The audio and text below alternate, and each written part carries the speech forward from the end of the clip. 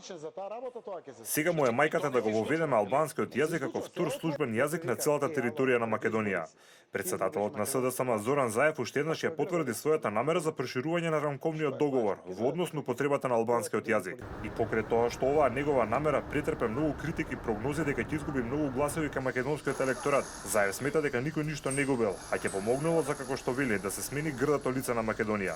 Јас верувам дека употребата на јазикот може да биде наша предност, а не слабост.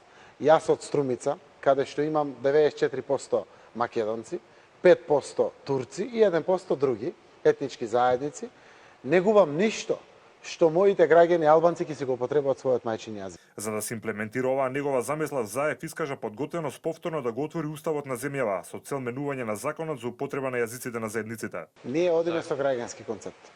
Тогаш ќе мора да го смените уставот. Со соодветно време, кога ќе дојде потребата прагматичен за таа работа, тоа ќе се случи. Значи и тоа не се исклучува, нели? Не се исклучува. Некои викаат: ало, пред избори си, ќе изгубиш македонски гласови.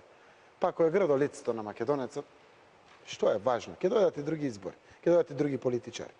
Сега му е мајка да ги отвориме овие теми. Вакви идеи и предлози пред секои избори обично доаѓаат од партиите од албанскиот политички блок.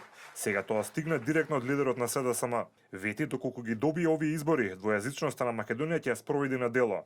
Инаку оваа негова идеја за многу познавачи е опасна, имајќи во предвид дека албанците се помалку ќе го зборуваат и ќе го учат македонскиот јазик, а со тоа комуникацијата меѓу двете најголеми заедници во земјава дополнително ќе биде оттежната.